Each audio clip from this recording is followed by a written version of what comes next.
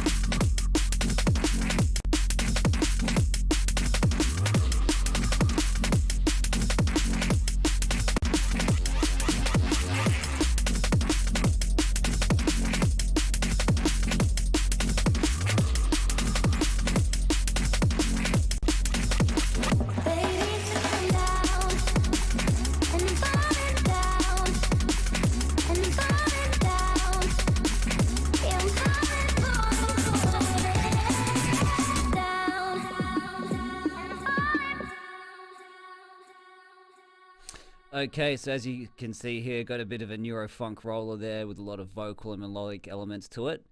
All right, first things first, I'll just show you how I organize my tracks and arrange them. I basically break them down into different folder groups here. So as you can see here, I've got one for my drums, one for my bass, one for my vocals here, if the track's got vocals, my melodics, my effects, and my atmospheres there. And obviously I've got my different sort of sends there, reverb sends and delay sends there. I don't normally have this many, but yeah, for this particular track I had to tidy up. I had to go back in and tidy up the different reverb sends there. So anyway, all right, I'll show you my master chain here. So I've got here a really nice master chain here set up by Eason. He gave this to me. He's a bit of a bad man in the studio there. So we'll take a deeper dive into that later. But what I wanted to show you was what I keep on here, and something essential that you need to have on here, and that is like having a spectrum analyzer when you make tracks. Why do you have a spectrum analyzer on there? It's important to have it on there so you know where your where the frequency of your sounds are hitting. And obviously it's a good tool to cross-reference against other tunes. So if you have a look here, I've got my reference folder of reference tracks here. I like to cross-reference my tunes every time I'm mixing them down there, just so you know, just so I get an idea and gauge an indication of where my tunes are hitting against the pros. And a good way to do that is using a spectrum analyzer there. So I'll just show you it in action here.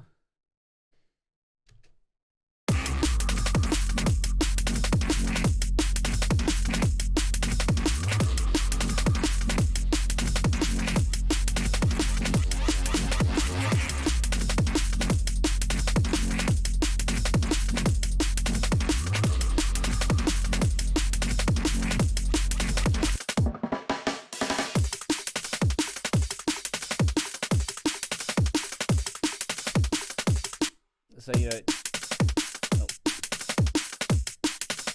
so as you can see here, I know that my snare is hitting there around 300 hertz there by looking at it. Yeah, it's just a good indication to tell you where your sounds are hitting.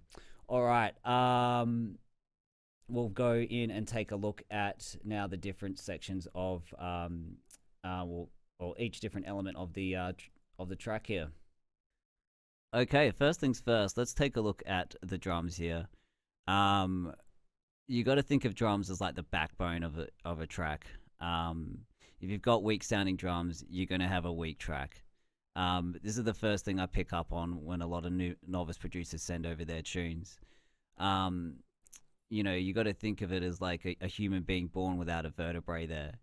You know, if you don't have a vertebrae, we're not going to be able to do much in life. So, all right, let's get into it. So first things first, we'll take a look at the kick here. So if I'm to solo the kick, it would sound like this. All right, I've made the kick here in kick 2. This is a really, really cool VST. it basically enables you to customize your own kick there. Why do I do it this way? It also enables me to tune the kick to a particular key as well, so I can keep all my sounds in key. Also, it enables you to add different layers there as well within, the one VST as well. So if you take a look at this sort of top layer here, right? It's this nice sort of clicking sound. So if I remove that, the kick sounds like this all together. So it makes a full sounding kick there. And you're also able to tweak it in sort of different ways there as well, like change the attack there, make it shorter if you wanted a more sort of transient one there, or lengthen it out there.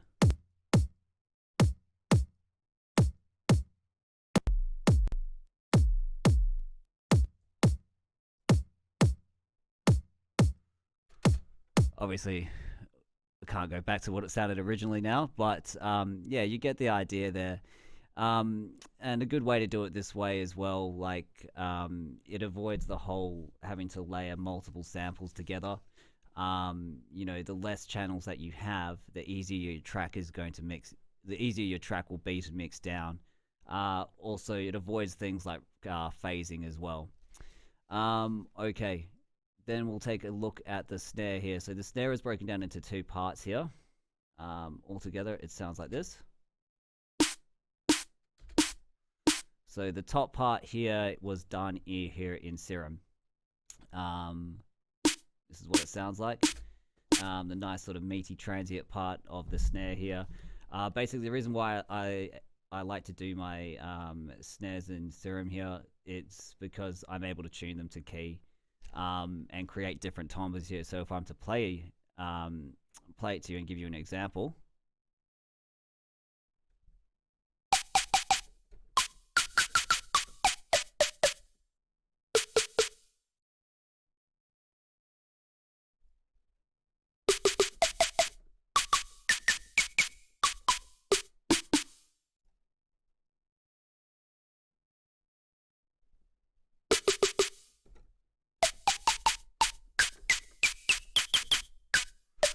Yeah, so you get the idea there around the tuning idea of it. Now in the bottom here, the second part, I've got a nice, if I'm just to turn the processing off here, I've just got a sort of splashy snare. I just dig that from the sample pack. And what I did was I just cut out the lows there.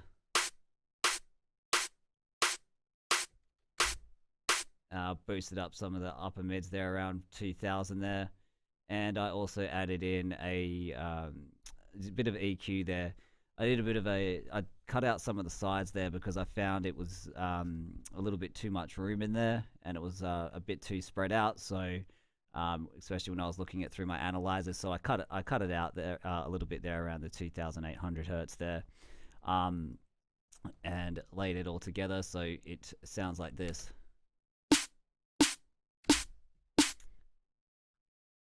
And in regards to the processing side of the Serum snare here, I've just done a low cut here around a couple hundred hertz up from the actual transient hit, so we can keep the initial transient there mono as well, so it's not too spread out there and doesn't lose that weakness there. Alright, and I've just done a bit of a side a bit of a boost here around 1500 hertz there. Yeah, just to bring out the highs a little bit more. All right. Now we'll go in and take a look at the percussion here.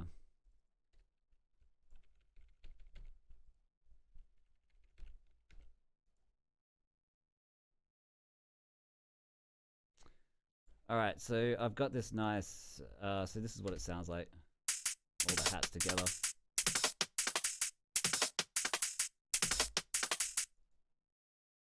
So the hats here, they've just some hats that I've plucked out and changed the pitch on from the BHK sample packs there. I do like using the BHK sample packs there. They're really high quality drum and bass specific samples there. And really all that's on there is is just some low cut there, so it just doesn't interfere. Some low cut EQ there, so it doesn't interfere with my kick or the lows of my bass there. Pretty basic stuff, like, and a bit of sidechain compression there on the snare there, so it ducks every time the snare hits. And yeah, I've got that on all the hats here.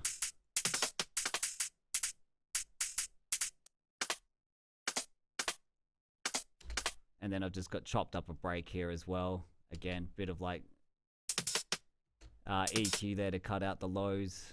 Some there around 1500 hertz, and a snare EQ, and a sidechain compression there as well.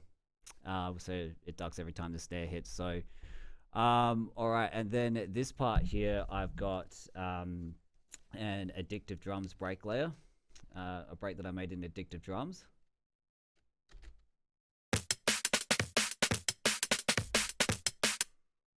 All right, basically what I did there, I just made a basic kind of drum and bass loop in Addictive Drums there, ran it through heaps of distortion and compressors, bounced it out, and yeah, use it as a bit of a backing break here. So this is what it sounds like without any of the effects.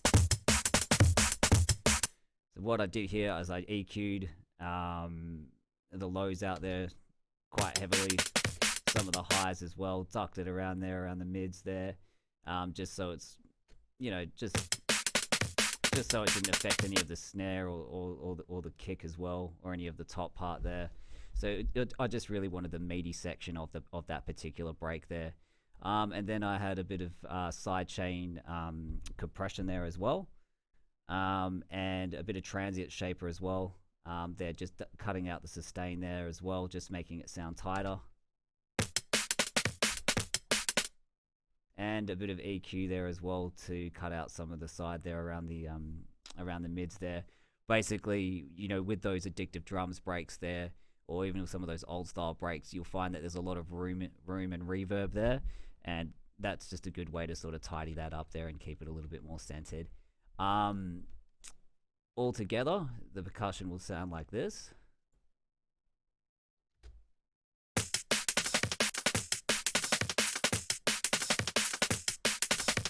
Drums all together.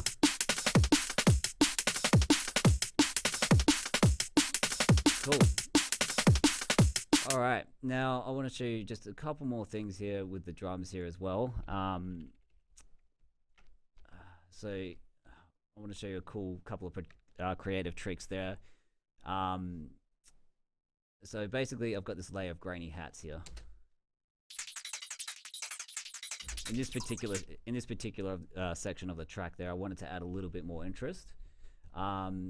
So what I do sometimes with my percussion and hits there is, like, I'll grab them, lay them out, and or sequence them out rather, and add a whole heap of different effects, just random effects. All right, it's quite a fun thing to do.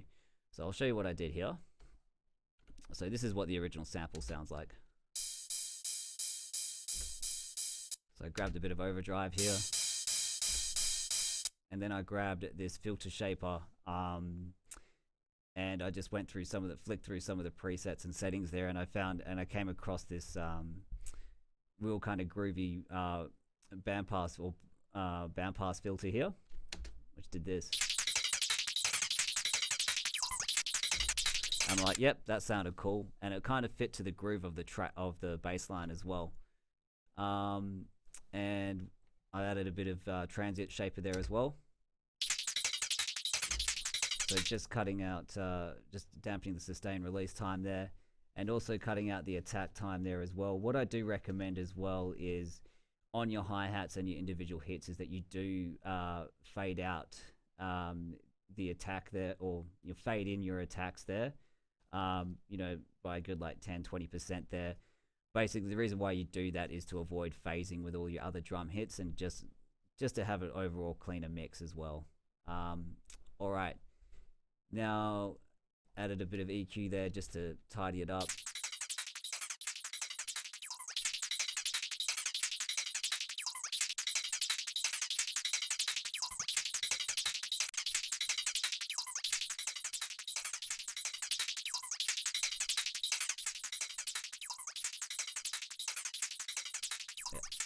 yeah, so yeah, just a bit of EQ there to tidy up and you know, clean up those harsher sounds there. Bit of sidechain compression from the kick to the kick there, and that was it. And I've obviously done a little bit of panning there as well. And I've sent a little bit of reverb there as well from some of my reverb send there just to spread it out and give it that space. And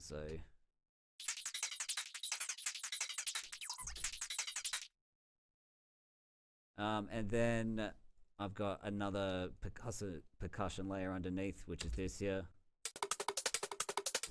It's just a chopped up loop there from a BHK pack, and I've side changed it there, cut out some of the attack there with a bit of transient shaper as well, and low passed. Done a low cut here as well, just so it's not affecting with any of the lows, low frequencies of my bass there and the kick. And then I'll show you another little layer here as well. If you want to sort of get a bit more creative there with your percussion hits. Another thing as well as like I like to have layers of different panned percussion here. So one going right, one going left there, just to sort of create a bit more of a stereo image there with the drums. All right.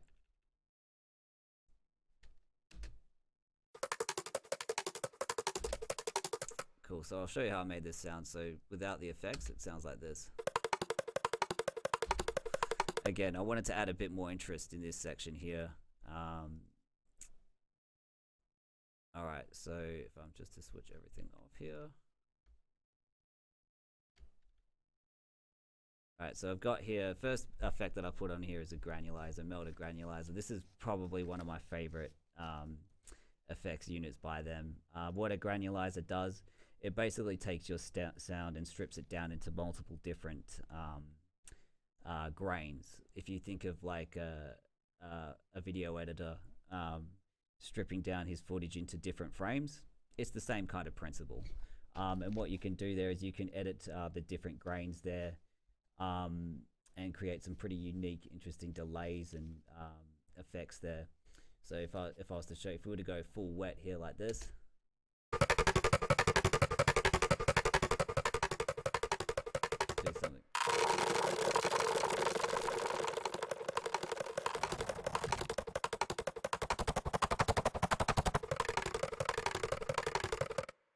For me personally, you only need about like 20% of it.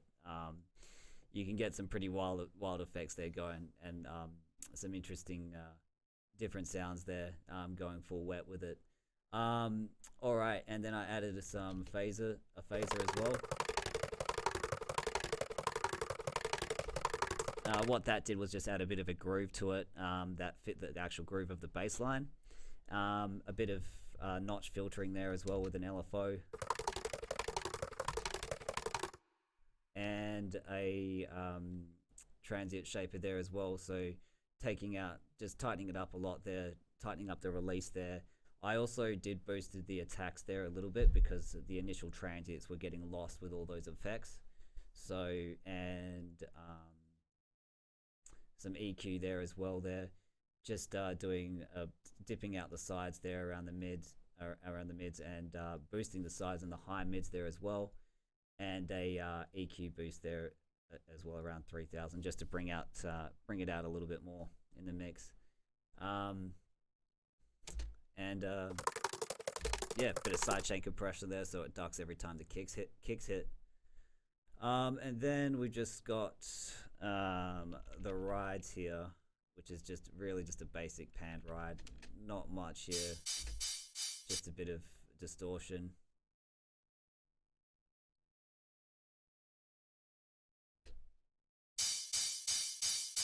Compression, transient shaper here, and yeah, some EQ as well, just to tame those higher frequencies, those harsher frequencies there, and make it just sit a bit better in the mix. All right, that's good, and obviously it's panned to the left as well. All right, now what I'll do is I'll show you all those drums here, everything, the percussion, the kick and snare. they're all being routed into the main drum bus here, all right, which is on the folder here. So I'll just show you what it sounds like without it all.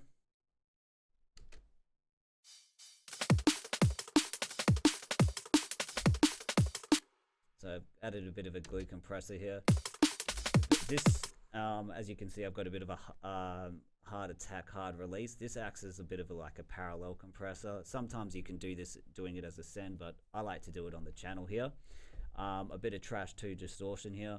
It's just a blank preset there with, and this is acting like a bit of a saturator there.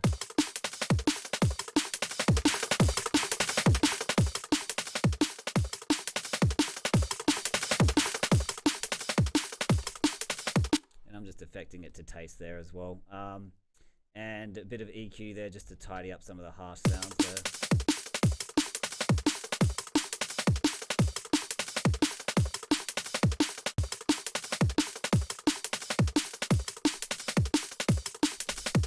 And finally, a bit of ozone maximizer there.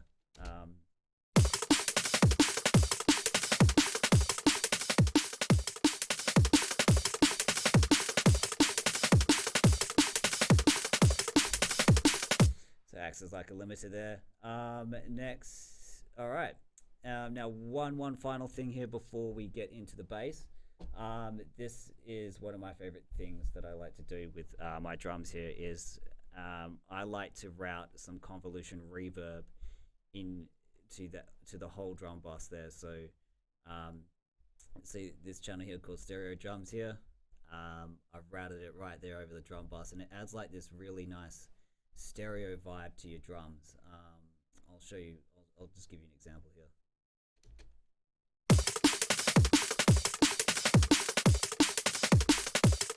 It just adds that little bit more width to your drums there. You know, so it just doesn't sound so mono. What convolution reverb is basically it's like a tonal reverb there. So you're able to select a particular different sort of tone or signal and use that as the reverb tone or aftertone, I should say.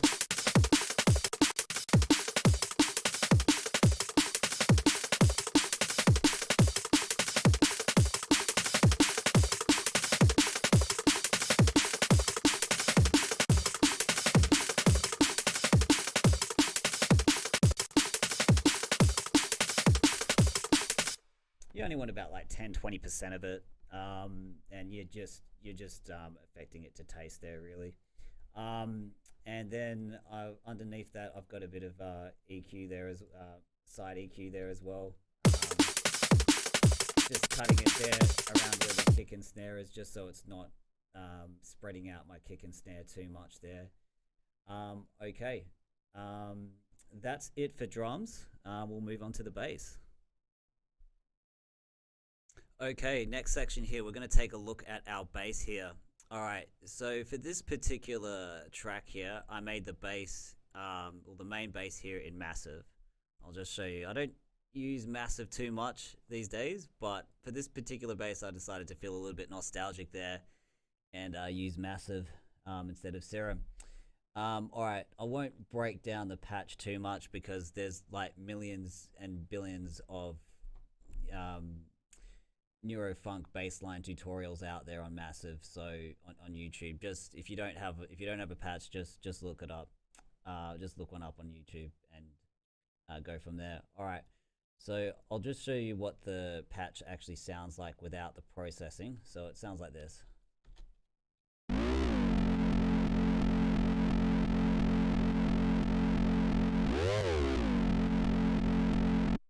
So it doesn't sound that great, like to me, but that was kind of like the intention there, because I find when you use Massive, it's more what you do outside of the VST that matters the most with it. So we'll have a look at the first chain here. So what I did here was I added some distortion here.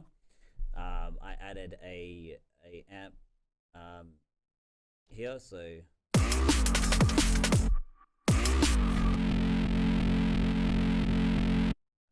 added this nice kind of rocky feel to it, and then I added a bit of camel fat here just around 4% there on the tube, and a little bit there on the mechanical side of it there as well, and 1% exciter there. I added some guitar rig as well.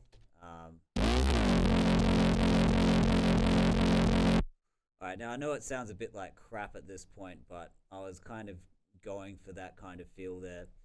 And what I've done here is I've created some interest and movement here with the FabFilter Pro Q here. I've used this as a low pass filter here, or a high cut filter here, and I've created the groove of this track using the filter. And I'll just show you the notes as well. All right, it's just simple notes here for this particular section of the song. It's just notes on every 4 there, just simple F notes. All right, and what I've done here is I've grabbed this filter here and I've created a bit of a groove here with it. So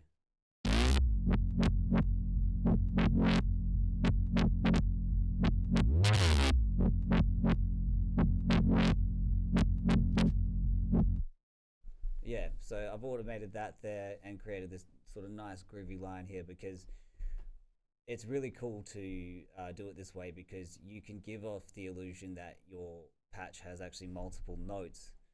Really, it is in the same key, but you're creating this illusion that you've got multiple keys here by manipulating the sound with a filter.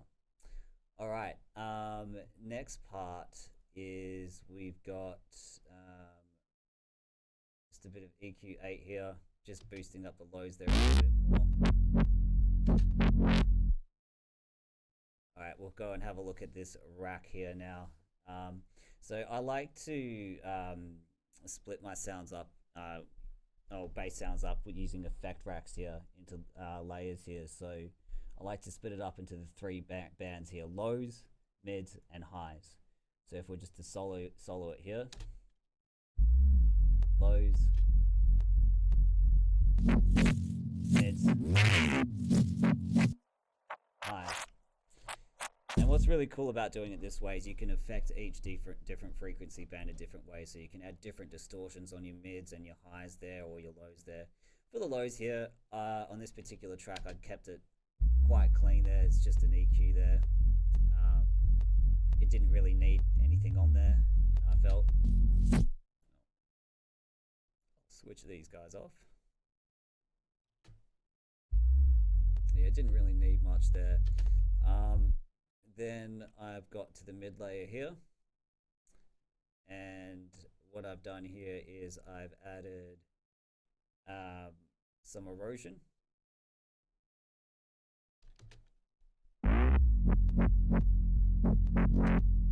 and some amp, just to create that nice crunchy feel to it. And what I've done is I've added an LFO, Max Live LFO there, which is just modulating the dry wet up and down here. It's really cool. And we'll have a look at the highs here. I've added a bit of vinyl distortion here, just to crunch it up a little bit more there, and add a bit of sort of white noisy to the kind of a bit of a white noise feel to the highs of the bass there. Alright. Added some more EQ there, just boosting up the lows and mids there. Bit of saturation distortion there. It's about two decibels of drive. A bit of EQ there.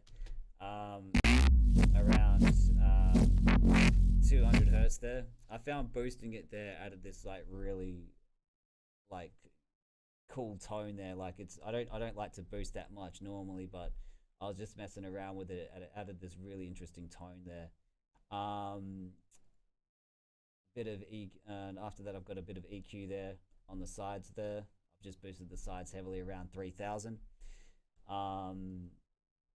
And added a bit of a limiter there just to group it all together, so it sounds like this.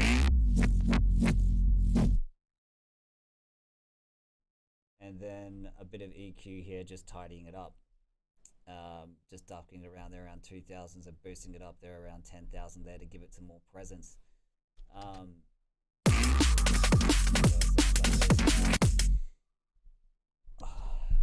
I know I'm kind of going back on about layering here, so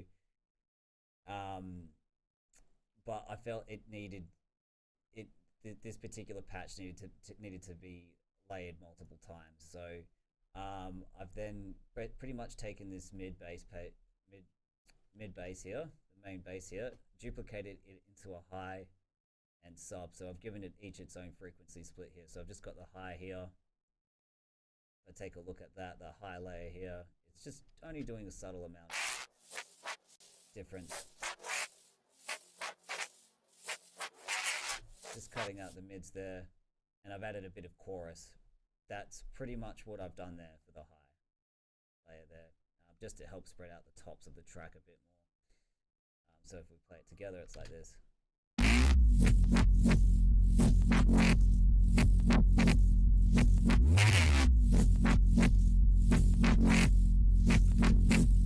So it's just those little subtle changes there can make a huge difference to your overall sound there. And then I've just got, again, it's the same sound here, soloed with a high cut on there for the bass, sub bass there.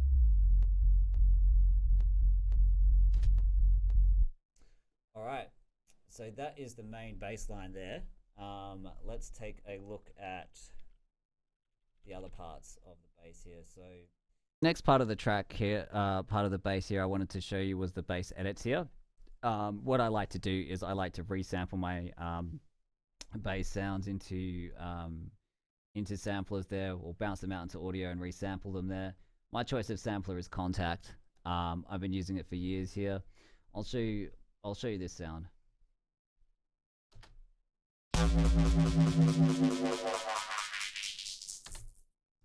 All together with the track.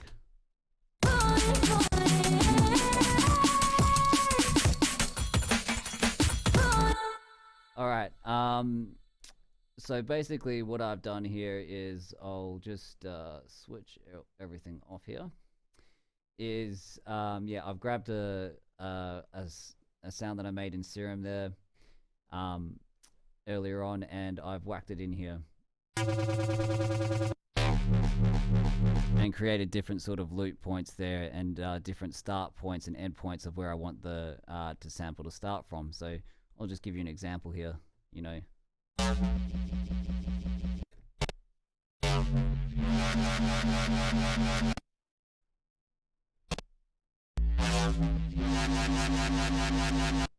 So it's pretty cool. I mean, and you can change the, you know, the timing of the loop as well.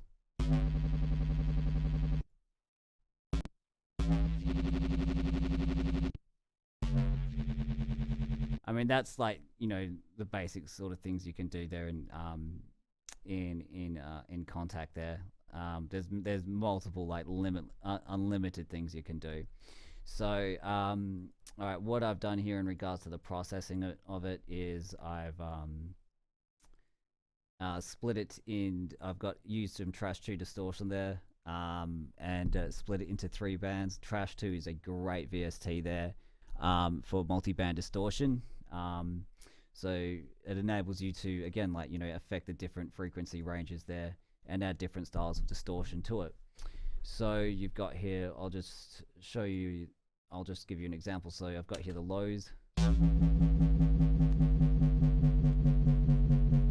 So I've added a bit of distortion there, just some clip control. Clip control sounds really, really nice on your lows and low mids there. Whenever I'm doing multi-band distortion is the first thing that I reach for. And then we've got here the mids.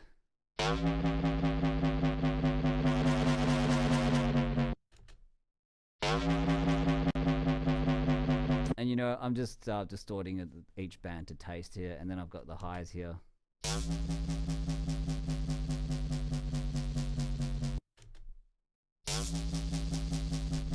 was going for a kind of nice raspy fill there on the highs.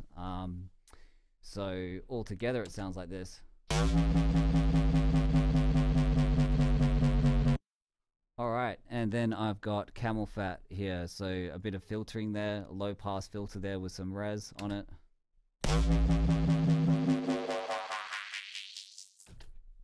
All right, and then I've got some EQ there as well, so just ducking out some of those high, the low body frequencies there. As you can see there, they're just spiking up a bit too much there.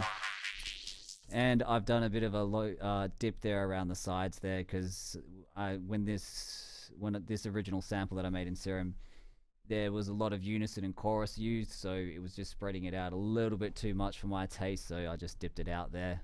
All right, and then in regards to the other edit bass here, this sound here, it's just the original massive patch here. I've just kept it separate here. So what I've done here is exactly the same settings there, just different notes, obviously, and a bit of pitch bend as well. So that's how it gives it that sort of bendy feel to it, just pitching down like that. If we weren't to have any, it'd just sound like this. I mean, that didn't sound that bad either, but yeah, I just wanted to add a bit more interest to it. So I have to go back to what it was before. Yeah. And what I did here was I added a bit of auto pan. So if we didn't have the auto pan on it, it added like this sort of nice panning and ducking feel to it. So it feels like it's going from left to right. Yeah, real cool trick there. Next thing here is these little plucky bits. Basically, it was just a pluck sound there from which I made there in Serum, and I added a lot of reverb and delay to it. I bounced it out and resampled it there. It was just sort of like this nice backing sound, just to give it a little bit more interest and draw the keep the bass line grooving a little bit more. So all together.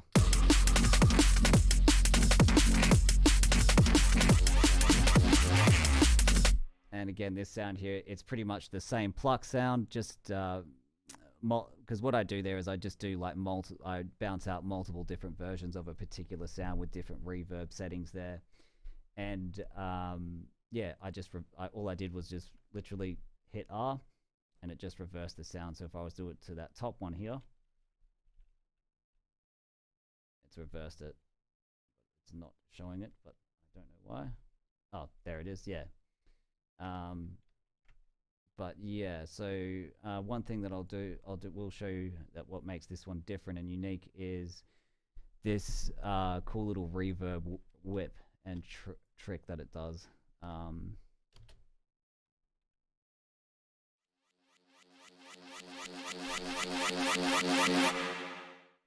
This was a really, really cool chain that my good friend Bold Fairy gave me. And basically what it does is it creates this nice whip at the end of every at the end of the bar of every sound here. So if I'm to affect it a little bit more here, and you can just draw it in.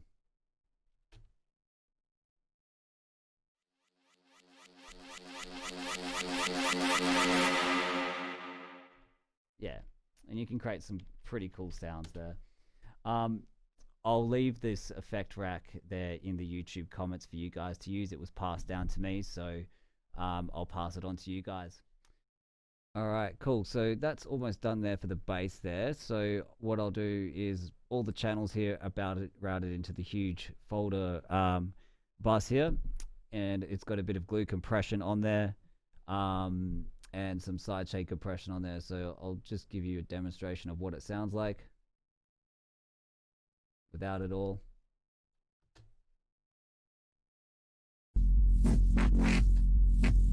So just a bit of compression there just to glue it together. Glue sounds amazing on bass as well. It also does sound great on drums as well. Sidechain compressor there, so it ducks every time the kick hits. And a bit of EQ as well there. So what I've done here is it's got a EQ there around 304 hertz is where the snare hits. So if you have a look at my, if we were to play it all together, so with the drums and the bass, so.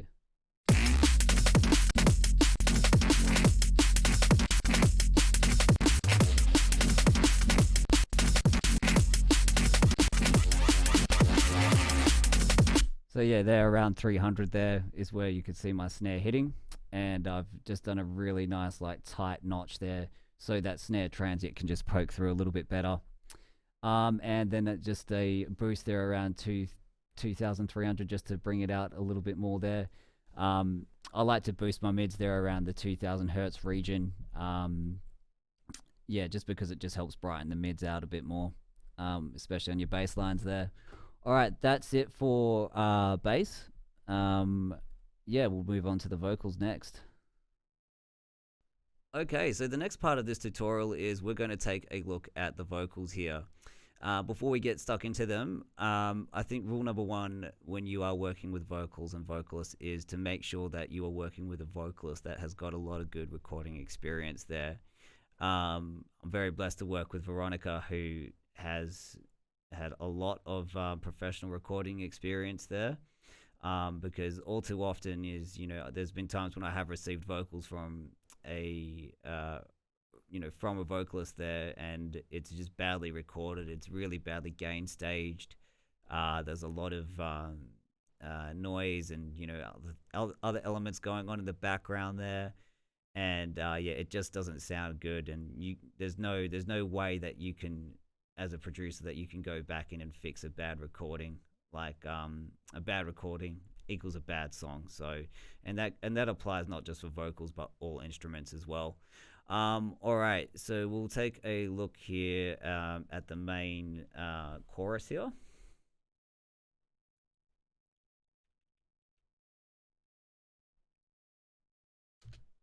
Down and I'm falling down and I'm falling down. I'm falling. Alright, so I'll just switch off all the processing here. So basically what I've done here is like I've created various different automations, various different reverb and delay automations there. I did that there to because I didn't want it to be just washed out with like reverb and delayed throughout the whole track here. I still wanted very much of the dry elements to come through because it's quite a strong vocal. I was gifted this really nice vocal processing rack, which I'm going to leave in the YouTube description for you guys to download. Yeah, this was gifted to me by Density. Yeah, it's basically it's your all-in-one vocal effects processing rack there. You've got your harsh sort of delay effect there, your reverb, your chorus, and some more delay there as well. And what I've done there is like I've just gone in and I've tweaked, I've automated the reverb room size there. Or actually, no, sorry, the feedback there on the delay. The room size there on the reverb, and also the dub delay as well there, because I really wanted to create this kind of echoing effect at the end of the bars there, or at the end of the words of the vocal. So down and I'm falling down and I'm falling down. And then I've also, what I've done here as well, just for a bit extra as well, is I've got this ring modulator here.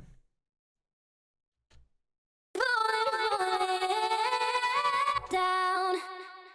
Which just happens at that particular part of the vocal here. So as you can see here, I've got it just switches on there, and the ring modulator, the frequency of it, it modulates about here in the chorus, down, and then switches off again. I wanted to create this kind of panning, kind of ducking feel at that part of the vocal. All right, next we'll take a look at what you can actually do with the vocals as well when you do receive good vocals, just apart from just layering them together, is you can actually get creative with them and create your own unique sounds with them. So what I've done here, like if we take a look at this layer here,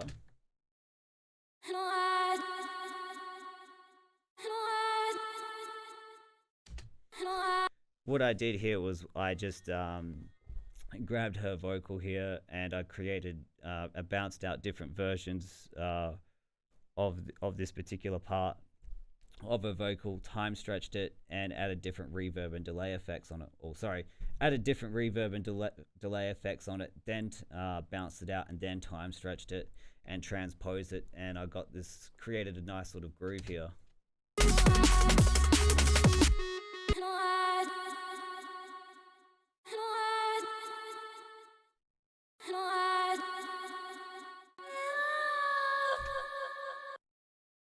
So if you play it with a vocal,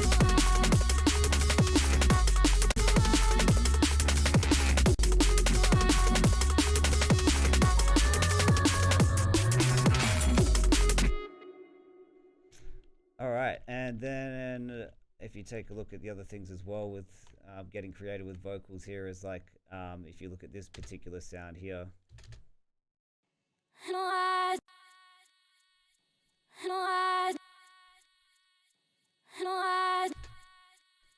which is pretty much what I did. The same thing as I just grabbed her vocal, reversed it, and I added some auto pan automation there to create that kind of ducking and panning kind of feel to it, just slightly.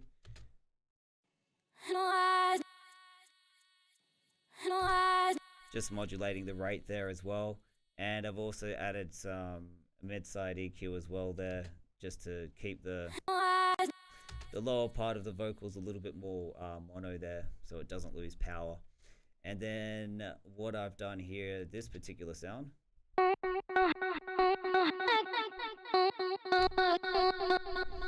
was I got her vocals there, and I don't know, I grabbed like the weird kind of anomaly sounds of her vocal, and I just chopped it up into little 1/16 notes here, there, and just experimented with transposing and placing them, and I created this kind of groove with it.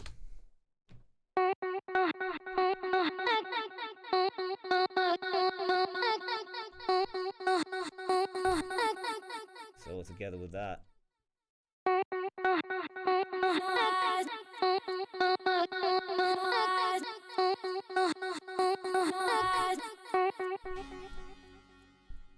And obviously just during this part of that particular track here, I've just got it, this sound here, I've just got it filtering up here with a low pass filter there, a bit of delay as well on it, and just some sidechain compression there so it ducks every time the snare hits.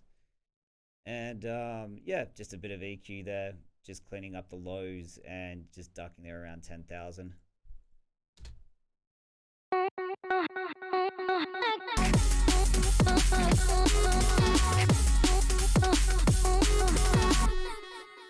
Alright, cool. And I'll show you a couple of other things as well. One thing I do like to do as well is like with vocals is I like to grab in the intro there, I do like to grab different parts of the vocal and like layer it. So if we have a look at this section here,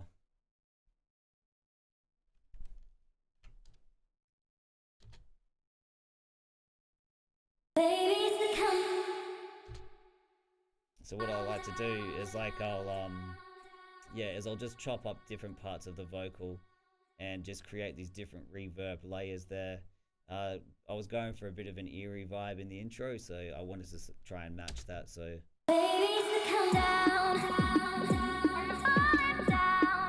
whereas you've got this one here is a little bit more of a dry kind of one. So yeah, so it just kind of talks. So you've got the two different parts talking to each other there. Okay, so next up, before we finish up on the vocals here, we're going to take a look at the vocal bus here. So what I've got here on the vocal bus is I've just got some EQ there, just tidying up the lows there around 100, and a boost there around 6,000 hertz there. And I've got a nice compressor here by Waves, the CLA2A. It's definitely one of the better compressors there for vocals, and a de-esser there as well, just to cut out the E, S and T's there as well, and obviously and the sibilants as well, and just some EQ there, some micro boost there around 2.5, 3,000 and 9,000 there. Probably not necessarily. I mean, I felt it was necessary. You should only EQ if it is necessary to do so. All right, that is all looking good. So if I was to take the effect rack off it,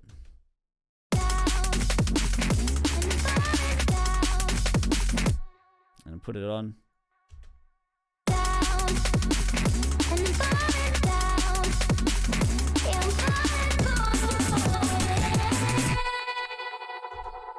Down, and I'm falling down. I'm falling down. So as you can see there, all those effects there bring it out a lot more and help glue it together. All right, that is it for vocals, and now we'll take a look at the melodic. Okay, so the next stage of this tutorial is we're going to take a look at the melodics here. I'll just play them to you.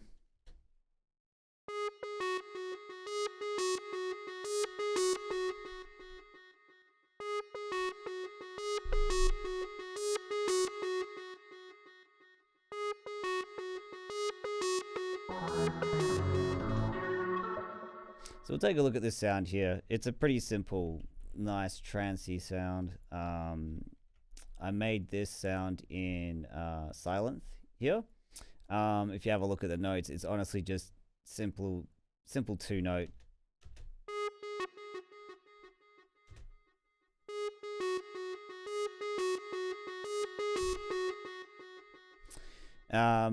And we'll take a look at the patch here. So yeah, I use Silence for a lot of those trancey sounds and a lot of those house sounds. It's a really, really good synth for it.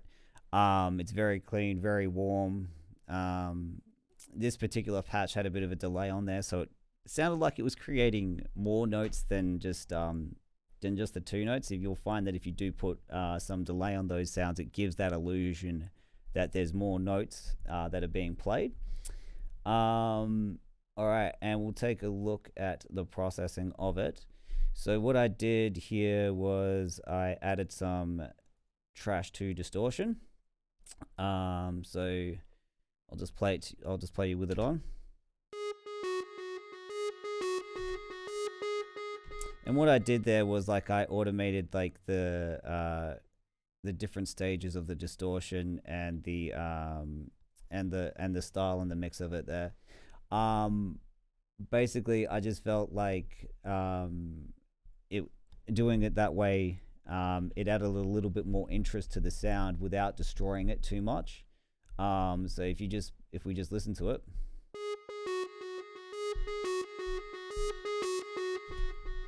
just created that little bit more interest there rather than just a dry, boring old sound. As you can see there. All right, and then I added a little bit of EQ there. Just ducked out some of the sides there, around 4,500, around 750 as well.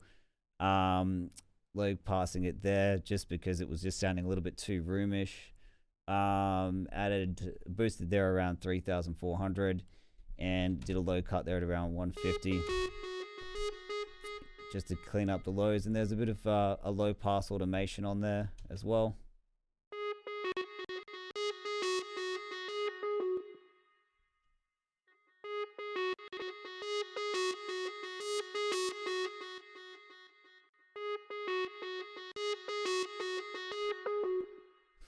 Yep, just to add a bit more interest there. And then what I've done here is I've pretty much taken this sound here and duplicated and created a dry version of it. As you can see here, I've switched off the delay, and I've also taken out the reverb send as well. If you did notice on this top wet layer here that there is a reverb send there.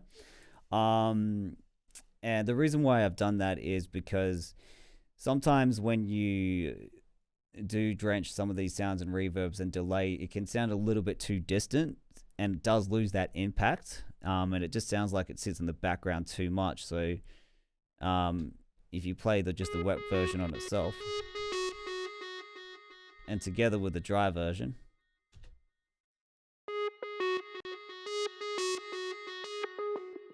just adds that reinforcement there, so it just pokes through the mix a little bit more there, and it doesn't lose that power.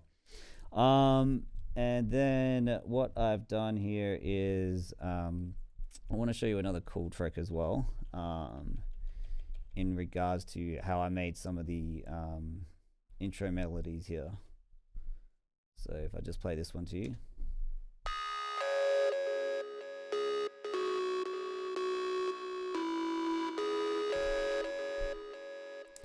This particular lead was made in Spire here. Again, just another patch there that I've tweaked. And again, if you are after those trancey and house kind of sounds, this is another great synth for it. How I mapped out the keys, what I did there is I wanted to map it around like the verse there that was in the intro. I'll just, the verse of the vocal in the intro there, and I'll just show you that verse.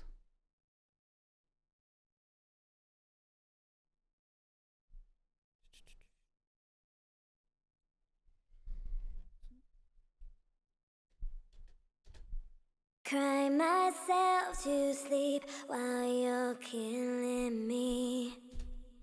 Yeah, so what I wanted to do is I wanted to create some notes mapped around that. So what I did is I just copied that, and I just dropped it here in the channel with the synth, and I went paste. All right, and I went paste to melody. Now what it does here, what Ableton does, it maps out the notes that are in the vocal and draws them into for you. So it's like this.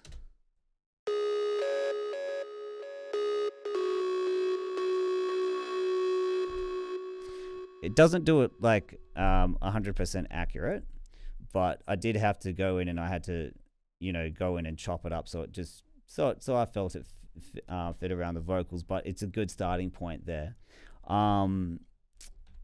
So if you want your sounds to sound a little bit more uniform and a little bit more musical, it's a good way to do it that way. All right, and in regards to the processing side of it, I've just got a bit of trash to distortion on there. No real automation on there.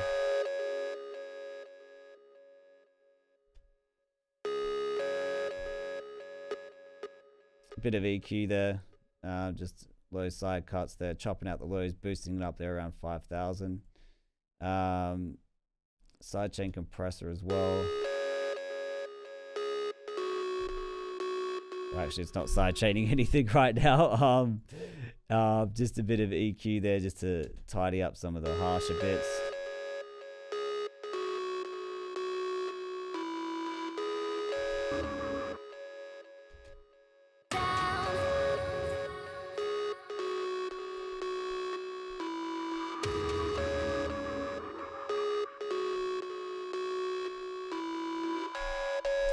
And finally, and a bit of just a filter automation there from Camel Fat there. I'm just automating the lows out, in and out.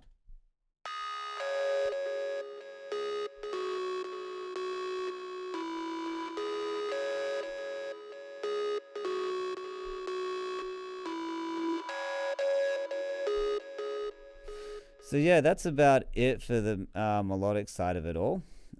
Next thing, we'll take a look at the effects. All right, so next bit, we're going to take a look at the effects here. So won't go into too much detail with them. Effects are effects. What I did here noticeably with them is like I created like this whipping kind of reverby sound to it. I'll just show you what. If I'm just to solo this, like,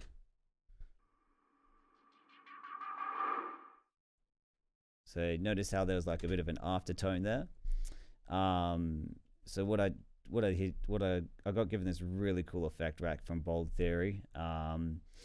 it's yeah, it's awesome. So it creates like this kind of aftertone whipping kind of sound. So I'll just, if we were just to experiment with this.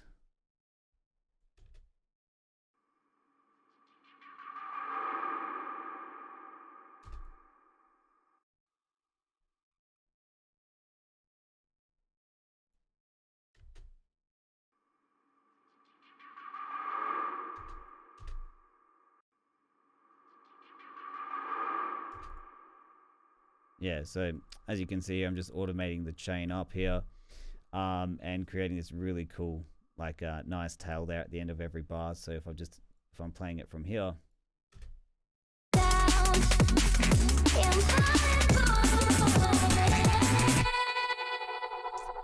All right, and then what I did here as well is in regards to the riser here, one thing that I like to do is I like to layer up multiple risers together to create this huge, nice, big, massive one here. So I've got it here.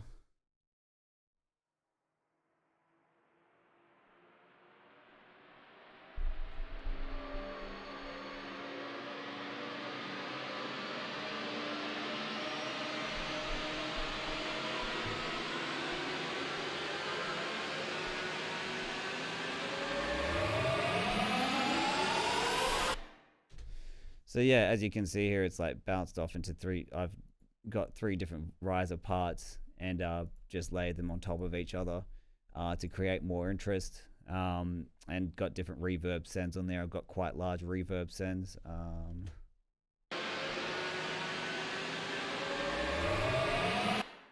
Actually, no, I'll say it's a bit of a smaller reverb there. Yeah, and I've just sent that to the channel there. All right, and that's about it. And for effects, oh no, just one more thing. And yeah, I've just got these little impact sounds for the intro. I basically got those sounds from like a contact pack called Damage, and I've just sprinkled them throughout the intro there. I don't have the instrument because I did have to bounce it down to save it for PC, but I will do another tutorial on it at some point and show you the instrument. All right, that's it for effects.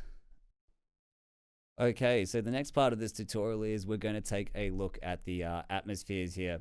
I'll just play them to you.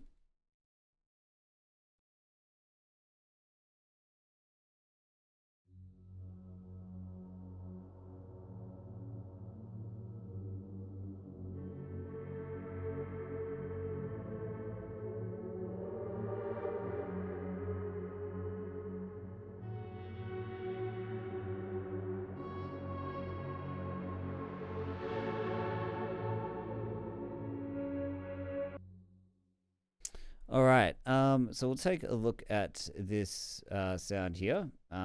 This first sound here is from a patch there, Inspire. I just modified one of the presets there. I wanted a bit of an eerie vibe for the intro, and I felt it created that for me. I'll just show you the keys to it.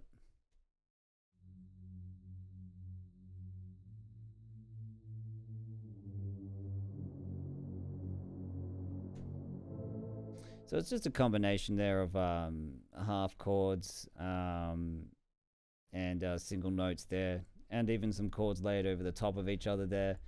Yeah, just to create that eerie vibe there. I mean, I don't always make it that complicated, but I felt this track called for it. So I'll just turn off the processing for you and just show you what we've done with it. This is without it.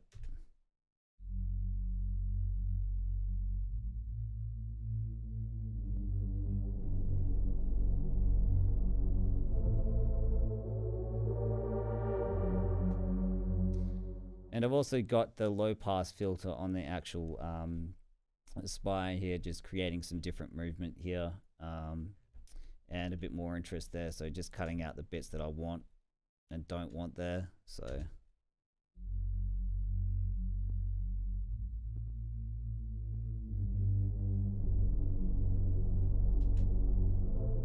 All right, in regards to the processing, I've added a bit of saturation on there just to make it a bit more gritty.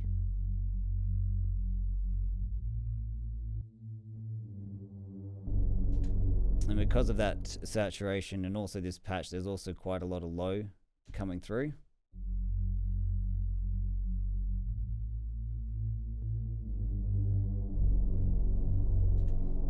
You don't really want a lot of like lows coming through on your intro sounds there, as it can take away from your main drop a lot, or it can take away from the impact of your main drop a lot. So what I did here was I added a bit of EQ on there, just to cut out the lows there.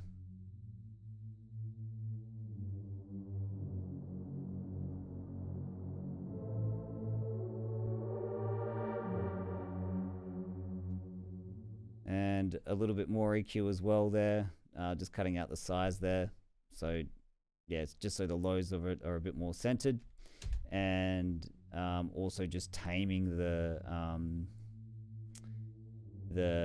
lows a bit more as well, so that it just, because I found they were interfering a fair bit with a lot of the other sounds, and yeah, just tidying up there around the 1000 hertz there around the mids. And then what I've done is I've grabbed a backing atmosphere from a sample pack, and I've just chopped it up. This is what it sounds like without the processing.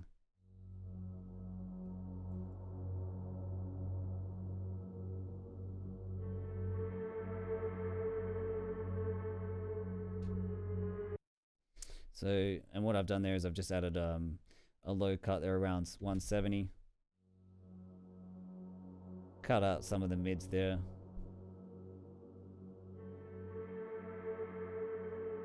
Just so it fits my main pad up there. So it all together, it sounds like this.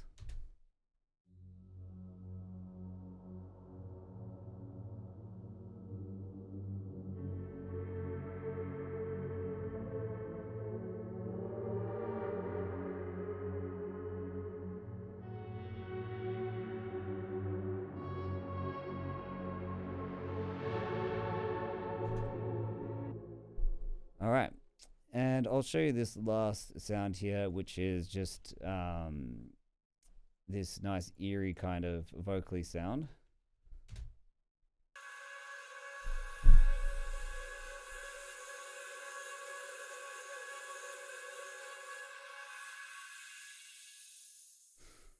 So what I did to create that sound was I just grabbed Veronica's vocal, and I just time stretched it and pitched it up a lot, and it bounced out a few versions of it, and it created this really cool like stretchy kind of version of her vocals. And yeah, I just chucked it in there in the intro. It just fit perfectly. All right, that's it about for the atmospheres there. There's nothing there there's no processing there on the atmosphere bus there. All right, so the final part of this is we're going to have a look at the mastering chain here. So this mastering chain was given to me by my good friend Isam. It's broken down into a few different parts here. I like to mix into the mastering chain when I make my track. I find that before I never used to, and when I never used to mix into the mastering chain, it just created a whole heap of like mix down issues for me. I was so worried about clipping the track, and I could never get my tracks loud enough. But now that I have a good mastering chain to mix into, I don't have that issue anymore. And I'm just doing less back and forth things of, adjusting, different channels and stuff like that. So, all right, I've got here, I'll just break it down to you here. And I'll go through the different parts. So we've got here our main ozone rack here. This is, your all-in-one mastering unit here. So this is what it sounds like without, just a completely dry version. All right, so we've got here the dynamic EQ. So I'll switch it off. So first things first, we've got the lows there, just taming it a bit.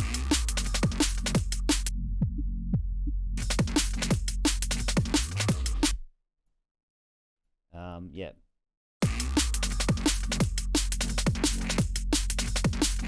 Bit of compression there on the mids there as well.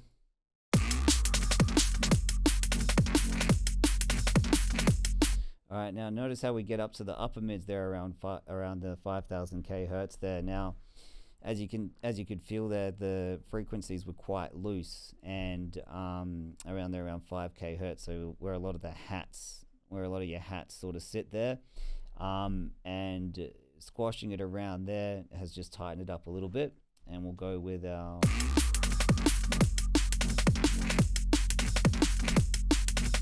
and even sitting around there around 10,000 hertz as well there. The frequencies were very loose there. So, and that is one application that we use compression for, is to, tighten up and squash sounds there, especially those loose frequencies that are caught.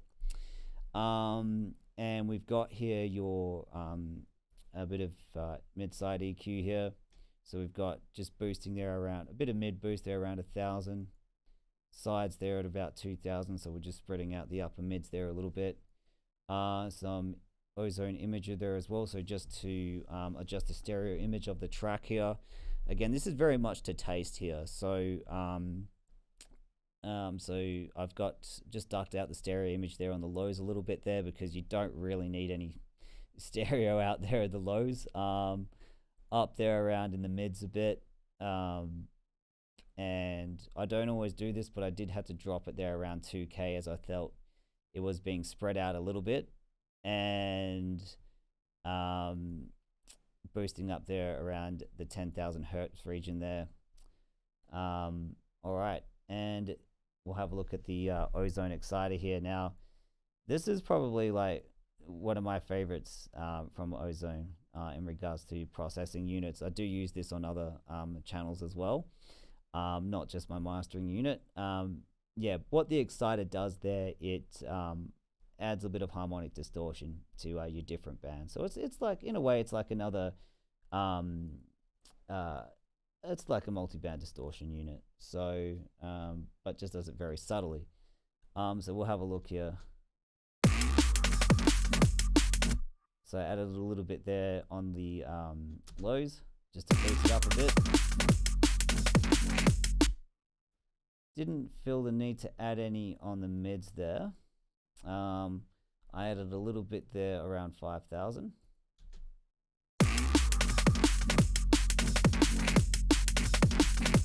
So if you heard there, adding a little bit there around 5,000 where the hats sit, it's brought out the percussion just a tiny bit more.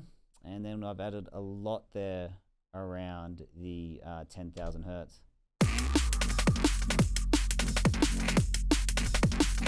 And I've used this warp setting there on the highs there, as it adds like this really nice warm analog feel. You have to be careful of what you choose here, because sometimes the different settings here can make particular sounds too harsh if you use too much of it. So I chose warm there as it just, it adds that nice sort of smooth, warm, nice sound to the percussions there. And then I've got a low side cut here as well, just to keep everything below 150 hertz mono. And then I've got ozone maximizer on here. So if we play that, start it with it. And I've chosen the IRC4 setting there. Basically, that is one of the highest quality settings there. It preserves a lot of your transients as well. It also does chew a lot of PC as well, so just be mindful of that as well, with quite a fast reaction time as well. And then I felt that the overall mix was a bit too loud, so we've got this utility thing here which dropped it by -9 dB, and it allowed me to add another ozone on.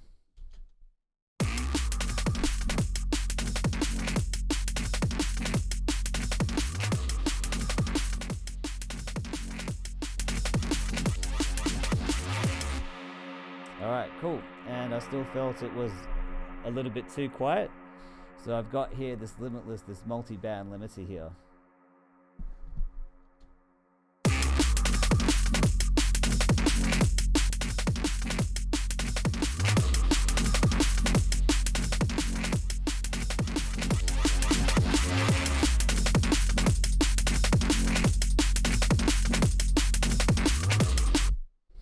All right, and yeah, that's what I used on the final setting there, and I've got here my dualism as well, which I use to measure my loudness of the track as well.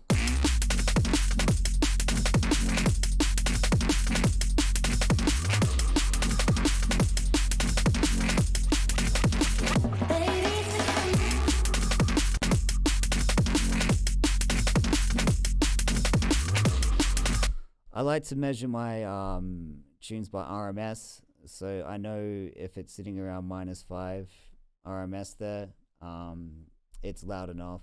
But I also do make sure I cross-reference with my other tunes as well here, like I've got my reference tracks.